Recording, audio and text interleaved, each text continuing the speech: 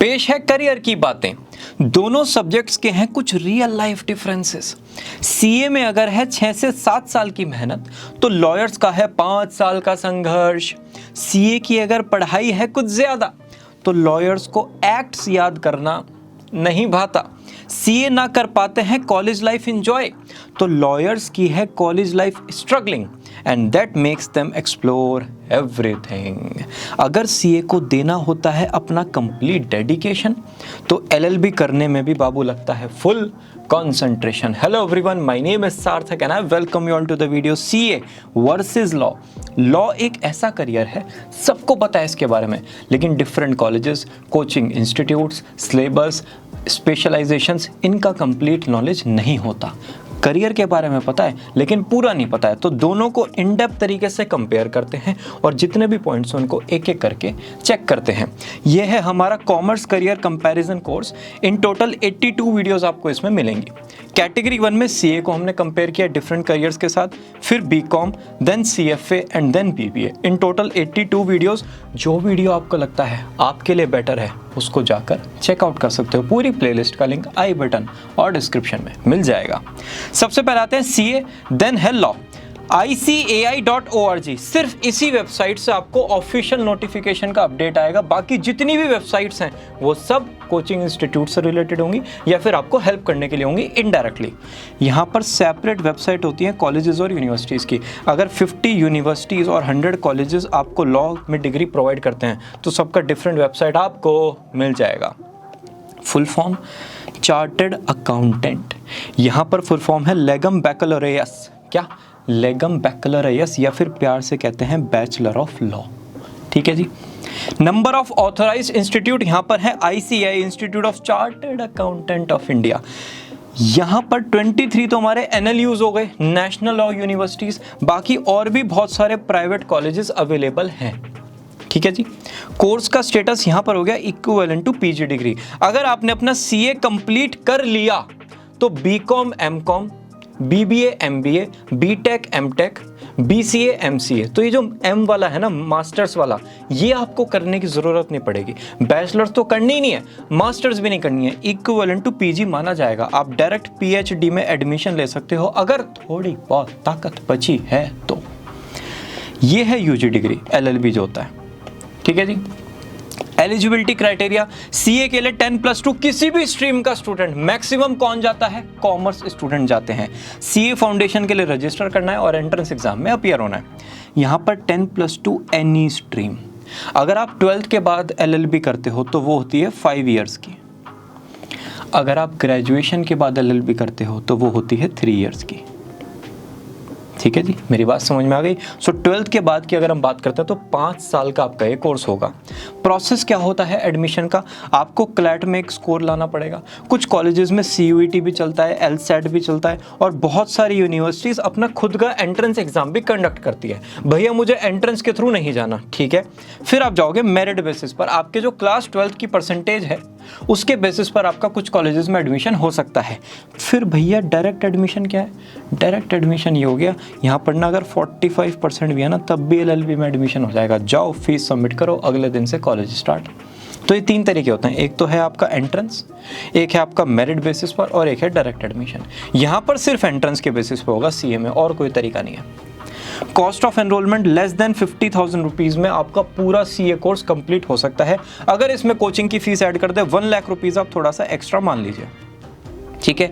Law में 4 to 5 lakh जो अच्छे कॉलेजेस हैं, क्योंकि एक तो ना 5 ईयर्स का तो कोर्स ही हो गया, तो 5 ईयर्स आपका रहना खाना और वहाँ पे पढ़ाई करना, तो 5 years it's a huge time, right. तो 4 to 5 लाख रुपीज़ आपके लगेंगे ही लगेंगे, और कुछ कॉलेजेस में 25 to 30 लाख तक की फीस जाती है। ठीक है। स्टैंडर्ड ड्यूरेशन, भैया सब कुछ बढ़िया चलता रहा, एक बार में अगर हमने सब चीज़ खत्म कर दी, CA कितने टाइम में होगा? 4.5 ईयर्स। पहले तो आ गया फाउंडेशन, फिर आ गया आपका इंटरमीडिएट, फिर आ गया 3 साल की आर्टिकलशिप, और फिर आ गया फाइनल के बोथ ग्रुप्स। ये ना पूरा का पूरा रिजिड फॉर्मेट है भैया। रिजिड का मतलब पहले स्टेप 1 आएगा, फिर स्टेप 2 आएगा, फिर स्टेप 3, फिर स्टेप 4। ये नहीं कि आप आर्टिकलशिप पहले कर लो उसके बाद फिर आप अपना फाउंडेशन कर लो, नहीं, पूरा इसी तरीके से ये प्रोसेस चलेगा। ठीक है। यहाँ पर क्या है, आफ्टर 10+2 5 ईयर्स लगेंगे, मैंने आपको पहले भी बताया था। और ग्रेजुएशन के बाद 3 इयर्स लगेंगे। बहुत ही कम बच्चे ऐसे हैं जो LLB में फेल हो जाते हैं, जिनकी बैक आ जाती है। मतलब नंबर तो कम हो सकते हैं कि भाई ठीक है 40% आ गए, लाइन पे ही पास हुए, फेल बहुत कम होते हैं, ठीक है। Average time of completion 6 to 7 years. CA में ये तो 4.5 ईयर्स बोलने के हैं। थोड़ा सा कभी कभी डिमोटिवेशन भी तो आ जाता है, कभी कभी घूमने फिरने का मन कर जाता है तो कोचिंग छूट जाती है, एक आध पेपर में 40 से नीचे आ जाते हैं, ग्रुप करना पड़ता है रिपीट।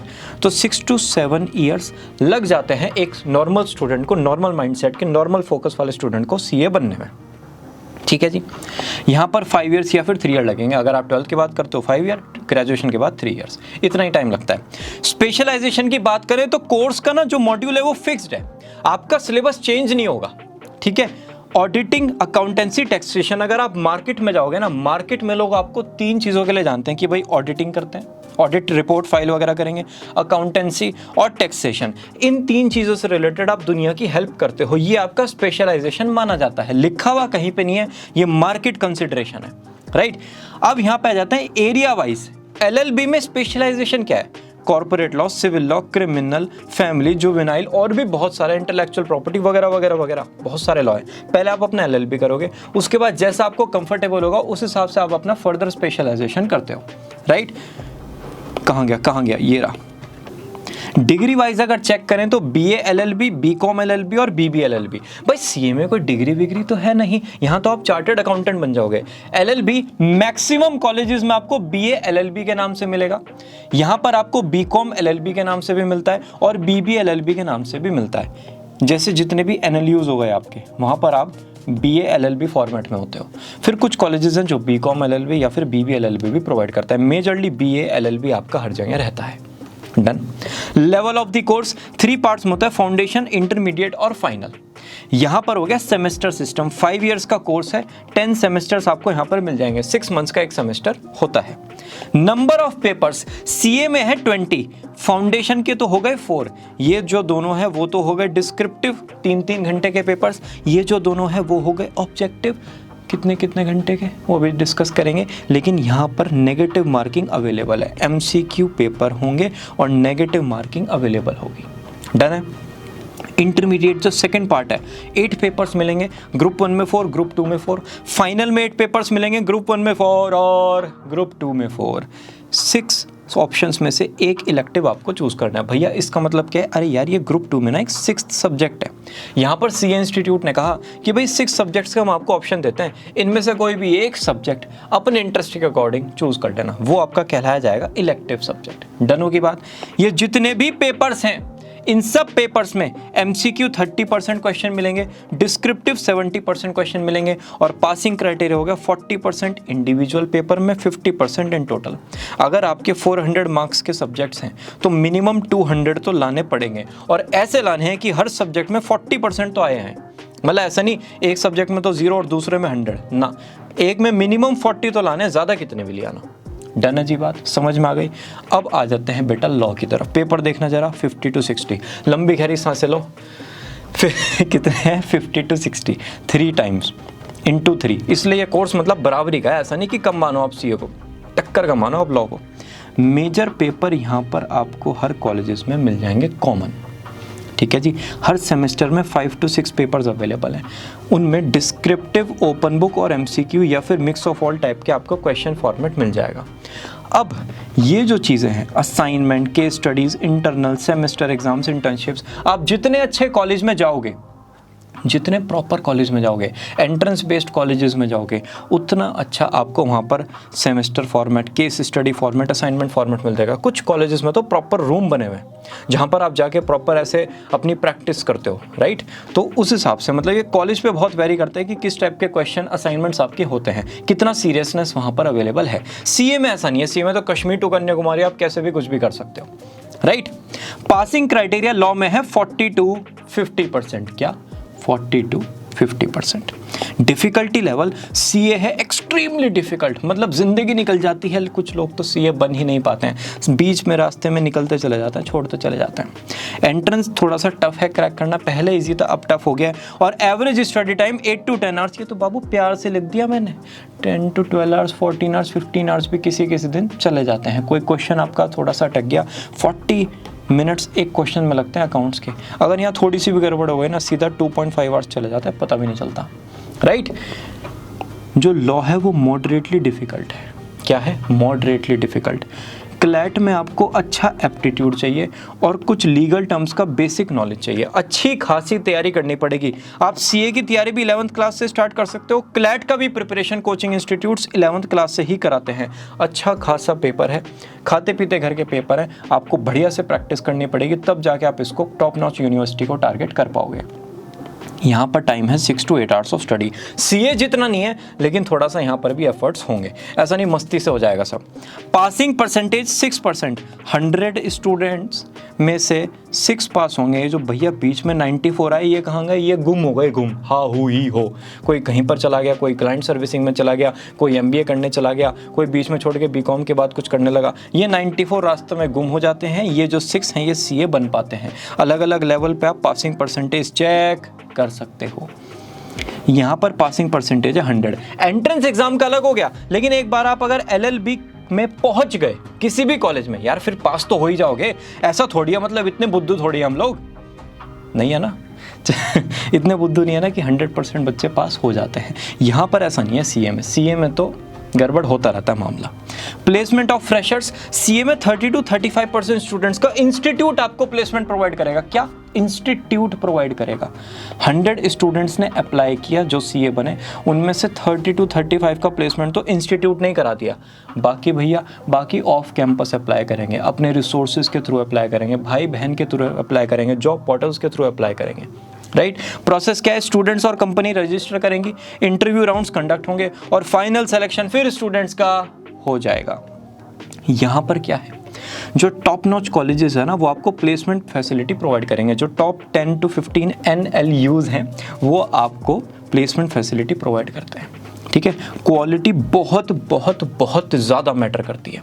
मतलब अगर आप टॉप 5 NLUs में जाओगे या फिर आपको रैंडम कॉलेज में जाओगे, रैंडम कॉलेज में प्लेसमेंट का पी भी नहीं आता, लेकिन आप NLUs टारगेट करते हो या और भी जो अच्छे यूनिवर्सिटीज़ और कॉलेजेस हैं उनको टारगेट करते हो, अच्छी खासी आपके पैकेज जाते हैं। कॉर्पोरेट लॉ फर्म्स आती हैं और आपको पिक करके लेके जाती है, पता भी नहीं होता कि अच्छा इतने पैकेज भी जाते हैं। तो कॉलेज बहुत मैटर करता है यहाँ पे। Huge gap in placement of college, बार बार मैं आपको यही बात बता रहा हूँ। यहाँ पर आता है फिर प्लेसमेंट ऑफ फ्रेशर्स। भैया हाईएस्ट सैलरी सीए में 40 लाख है, हाँ जी, लॉ में भी 40 लाख है।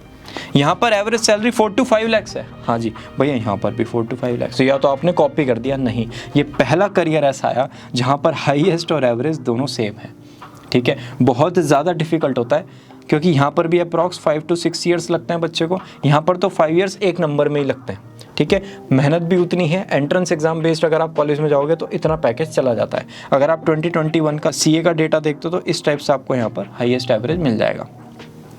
टॉप कॉर्पोरेट्स यहाँ पर तो हमेशा बिग 4 रहते हैं। यहाँ पर आपकी लॉ फर्म्स आ जाती हैं, जैसे ट्राई लीगल, खेतान, सागर एसोसिएट्स और EY PwC का जो लीगल फॉर्मेट है, जो लीगल वर्टिकल है, वहाँ पर आपकी जॉब जाएगी। ऐसा नहीं आप फाइनेंस में जाओगे, इनका डोमेन अलग होगा, इनका डोमेन अलग होगा, ठीक है। ग्रोथ प्रॉस्पेक्ट, सीए बनने के बाद आप एमबीए फाइनेंस कर सकते हो। आप कैट के थ्रू एमबीए की तैयारी कर सकते हो कि भाई ठीक है, कैट में 99% लाऊंगा, टॉप कॉलेज टारगेट करूंगा। आप 2 से 3 साल के एक्सपीरियंस के बाद जीमैट दे सकते हो और इंटरनेशनली एमबीए फाइनेंस करने जा सकते हो, ऑनलाइन फॉर्मेट में भी, ऑफलाइन फॉर्मेट में भी। पीएचडी के लिए ज़्यादातर अकेडमिशियंस जाते हैं जिनको थोड़ा सा मास्टर जी वगैरह बनना है, और भी बहुत सारे प्रोफेशनल कोर्सेज हैं, CFA, ACCA, FRM और आपका CPA, USCM में, इन सब में भी आप जा सकते हैं।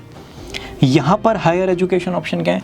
एमबीए में वो स्टूडेंट्स जाते हैं इनिशियली जिन्होंने लॉ तो कर लिया, लेकिन एक ना वो मतलब अंदर से ना लॉ आया नहीं, मतलब बाय चॉइस नहीं था करियर, बाय डिफॉल्ट था करियर, तो वो एकदम से एमबीए करने चले जाते हैं कि भाई मैनेजरियल रोल में चले जाएंगे और वहाँ पे कुछ ना कुछ हो जाएगा।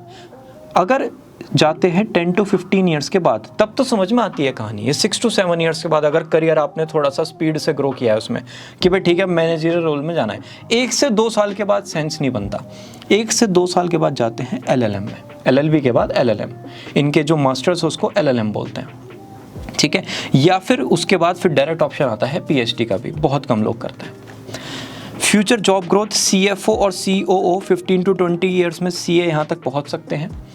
यहाँ पर आएगा चीफ लीगल एडवाइज़र। बहुत सारे ब्रांड्स हैं जहाँ पर पूरी लीगल टीम होती है, तो आप वहाँ पर हेड बन सकते हो। कॉर्पोरेट लॉ फॉर्म्स में बन सकते हो, आपको प्राइवेट कैबिन्स वगैरह मिलते हैं, तो टनाटन लाइफ होती है। अनसुनी बात है भैया, सीए की शादी कब होती है? 26 to 30 के बीच में हो जाती है। अगर ज़िंदगी में उतार चढ़ाव नहीं है, आप 23, 24, 25 तक चार्टर्ड अकाउंटेंट बन गए, फिर तो भरे पड़े होते हैं, बस शादी कर दो, बस इतना कुछ आपके पास प्रेशर आ जाता है, ठीक है। और अगर सीए नहीं हो पाया भैया, फिर तो भगवान मालिक है, टेंशन नहीं। यहाँ पर भी 26 to 30, क्योंकि 18 में जाओगे, 5 ईयर्स का कोर्स होता है, 23 2 से 3 साल सेटल होने के, 26 27 तक आप सेटल हो गए। सेटल इन द सेंस एक रेगुलर आपकी वो सैलरी वैलरी बननी स्टार्ट हो जाती है। तब आप जाके थोड़ा बहुत सोचते हो कि ठीक है, हम दो हमारे दो।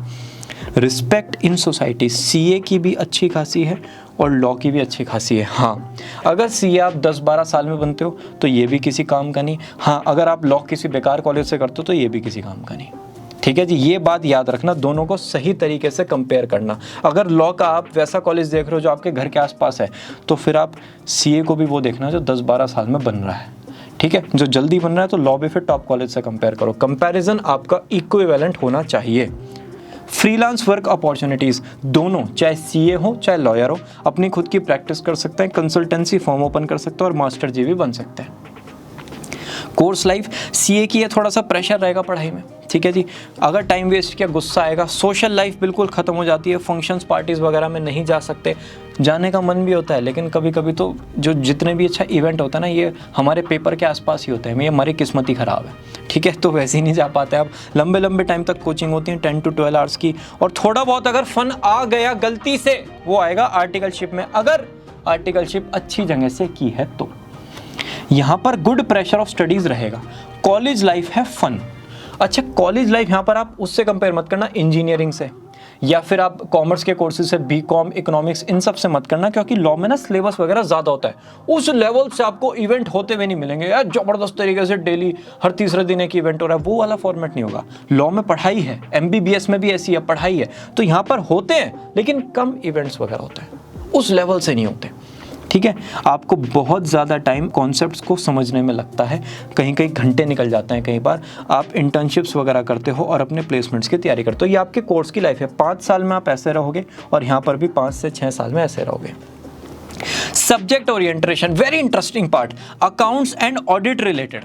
जैसे आप ना कभी कहीं घूमने जाओगे ना, तो आप ना सब कुछ पहले से प्लान कर लोगे, भाई वहाँ पे होटल बुक कर लेते हैं, एक कैब आ जाएगी, है ना, अपने कपड़े वगैरह अपने अच्छे से अलाइन कर लिया, आपने किट्स वगैरह पूरी अपनी प्लान कर लिया, कि वहाँ पर जाके कोई कंटिजेंसी ना हो, कोई प्रॉब्लम ना हो, एकदम से ये परेशान हो गए, समझ नहीं आ रहा है, भाई पूरा वेल थॉट आउट प्लान होना चाहिए।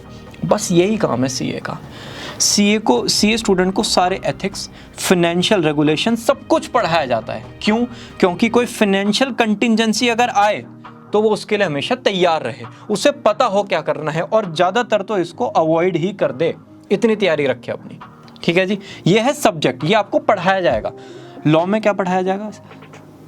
Aspects of constitution. क्या? Aspects of constitution. जैसे डॉक्टर है, वो इन डेप्थ स्टडी करते हैं, कुछ टर्मिनोलॉजीज ना आपको डॉक्टर से रिलेटेड समझ में नहीं आएंगी, ऐसे ही यहाँ पे है। लॉ में आपको कंज्यूमर राइट से लेके क्रिमिनल एक्ट सब कुछ पढ़ाया जाता है। लॉयर जो है वो लॉ को स्टडी करते हैं, जैसे डॉक्टर MBBS में स्टडी करता है, इन डेप्थ स्टडी होती है बिल्कुल।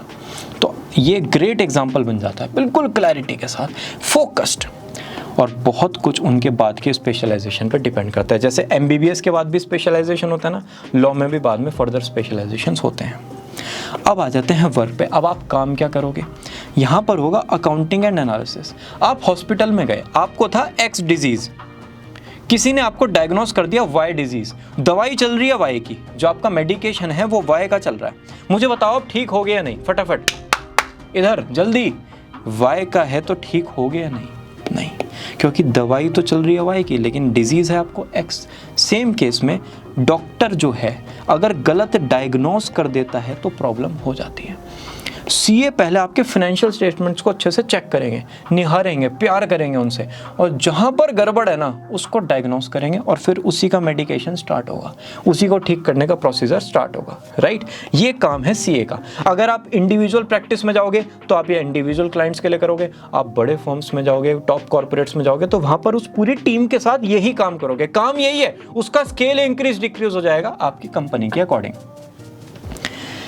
लॉ में आप क्लाइंट्स को हेल्प करते हो उनके डिस्प्यूट सेटल करने में, किसके साथ? ये तो डिफरेंट फर्म्स के साथ, इंडिविजुअल के साथ या गवर्नमेंट के साथ। अरे जैसे वो नहीं देखा था क्या, प्राइम पे एक सीरीज आई थी पंचायत, उसमें थे ना प्रधान जी, कुछ भी हो जाए प्रधान जी के पास चल रहे हैं, प्रधान जी सुनिए ना, प्रधान जी, ये चलता रहता था। तो ये ना प्रधान जी वाला काम करोगे लॉयर बनने के बाद आप प्रधान जी वाला काम करोगे, हमेशा रहोगे सेंटर में, यहाँ पे सुनोगे और अपने क्लाइंट को हेल्प करने की कोशिश करोगे। ये आपका होगा वर्क। सब्जेक्ट थे आपके ये। आ गई बात समझ में? मज़ा आ रहा है? चलो, कॉमन ट्रेड्स। एप्टीट्यूड कैसा होता है सीए स्टूडेंट का? बाबू डिटेल ओरिएंटेड होता है। कभी फैशन डिज़ाइनिंग के स्टूडेंट को देखा है? बहुत डिटेल में काम करते हैं, एम्ब्रॉयडरी वगैरह बहुत डिटेल्ड होती है।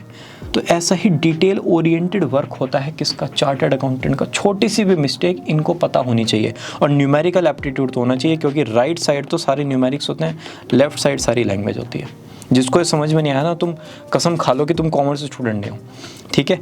वेरी स्ट्रॉन्ग लॉजिकल रीजनिंग किसकी? एलएलबी स्टूडेंट की।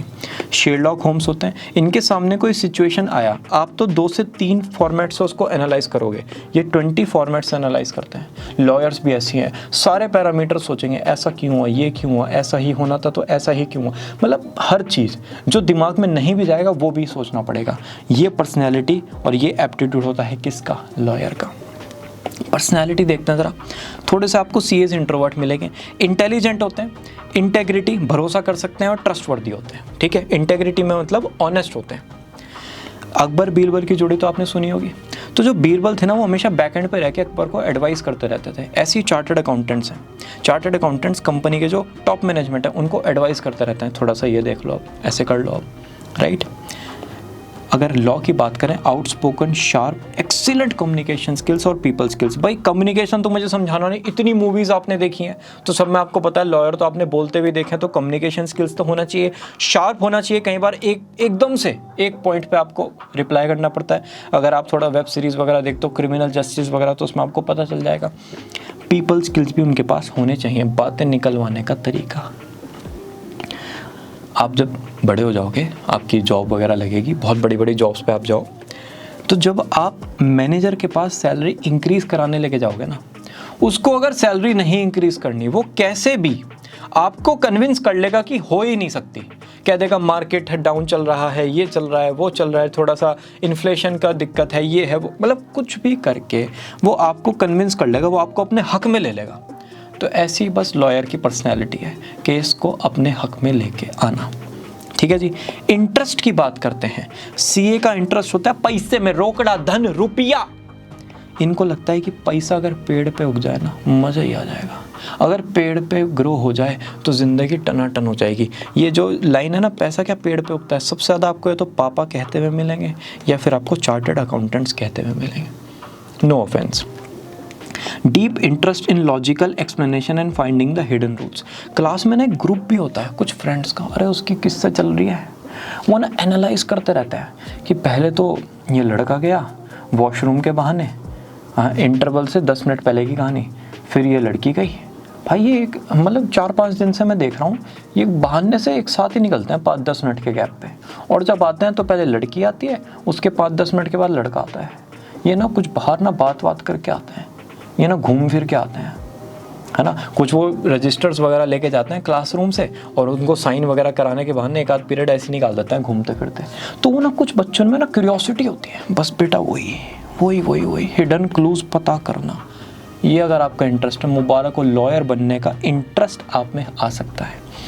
बेस्ट केस सिनेरियो, भैया सब कुछ बढ़िया हो गया सीए की लाइफ में, सब कुछ बढ़िया हो गया, लॉयर की लाइफ में तो क्या बढ़िया। सीए में सारे लेवल क्लियर, ग्रेजुएशन कंप्लीट हो गई, 40 लाख का आपका पैकेज चला गया, आप बाद में एमबीए वगैरह की तैयारी कर रहे हो और पीएचडी की तैयारी कर रहे हो, ये बेस्ट है। इससे ऊपर कुछ है ही नहीं, हो ही नहीं सकता, नामुमकिन। यहाँ पर आपने क्लैट में एक अच्छा रैंक लेकर आ गए, टॉप एनएलयू में आपका एडमिशन हो गया, कॉर्पोरेट लीगल फर्म में आपका प्लेसमेंट हो गया 40-50 लाख का, और फिर आपने एलएलएम या फिर एमबीए एक थोड़ा सा लेवल के बाद करने के लिए ट्राई किया, डन। वर्स्ट केस क्या है, सीए में आप फाउंडेशन में फेल हो गए, बाबू सीए छोड़ दो, कुछ और करो। कितने अटेम्प्ट? 2 अटेम्प्ट ट्राई करना बस मैक्स। भैया ठीक है, सीए फाउंडेशन हो गया, इंटरमीडिएट में आ जाओ, 2 से 3 अटेम्प्ट में अगर नहीं हो रहा है, अपनी ग्रेजुएशन के साथ कंटिन्यू करो, डिप्लोमा करो, थोड़ा सा सर्टिफिकेशन करो, 1-2 साल हाथ पैर मारो, अपनी लाइफ को अलाइन करो। भैया इंटरमीडिएट तो हो गया, फाइनल में 4 अटेम्प्ट्स आगे मत जाना बस। 4 तो इसलिए क्योंकि यार पहले इतनी मेहनत करते हुए आ रहे हो, 4 में नहीं निकला ना, फिर सीधा 8 to 9 में निकलेगा, तो 2-2.5 साल और ख़राब करके कोई फ़ायदा नहीं, और करियर में आप ग्रो कर सकते हो। ठीक है, आर्टिकलशिप है, इंटरमीडिएट पास हो, ग्रेजुएशन हो गई, खाली नहीं हो, ये सब कुछ आपने कर लिया है अगर आप फाइनल में हो तो इनके बेसिस पे कुछ ना कुछ एक स्टार्ट मिलेगा, धीरे धीरे फिर अपने आप को ग्रो करो। ग्रेजुएशन नहीं छोड़नी है, भगवान भी आके कहते ना नहीं छोड़नी है। भैया वर्स्ट केस लॉयर का क्या हो सकता है, देखो क्लैट नहीं हो पाया, लेकिन कोई एक अच्छा एंट्रेंस हो गया कॉलेज का या फिर स्टेट लेवल का, तो आपका एडमिशन हो जाएगा ठीक ठाक कॉलेज में, प्लेसमेंट हो गया, डन होगी बात। भैया मेरा ना कोई भी एंट्रेंस नहीं हो पाया, ना तो क्लैट और ना कोई और, ठीक है जी। नॉर्मल कॉलेज में आपने 12th के मार्क्स के बेसिस पे एडमिशन ले लिया, मेहनत करो, नॉलेज ग्रैस्प करो, किसी लॉयर के अंडर में काम करो, तो आपका पूरा वो लीगल फॉर्मेट समझ में आएगा कैसे कैसे चलता है, डन। इसी के साथ ये वीडियो होती है फिनिश। सांसें लो मेरे साथ। अगर अभी भी कोई डाउट है let me know in the comment section, और इस चैनल पे कॉमर्स से रिलेटेड जितने भी करियर्स हैं, जितने भी एंट्रेंस एग्जाम्स हैं, जितने भी कॉलेजेस हैं, सबका इन डेप्थ और ओवरव्यू वीडियो आपको मिलेंगे। वो सारे वीडियोस आप चैनल पर चेकआउट कर सकते हो। Will meet you all very soon in the next video. Bye bye.